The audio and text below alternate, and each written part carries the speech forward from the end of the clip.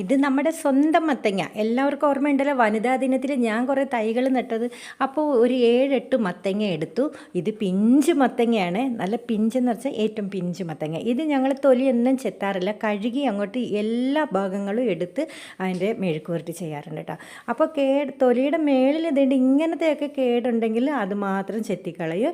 എന്നിട്ട് നല്ലതുപോലെ കഴുകി നമ്മൾ കനം കുറച്ച് അങ്ങോട്ട് അരിഞ്ഞ് അങ്ങോട്ടങ്ങ് വെച്ച്.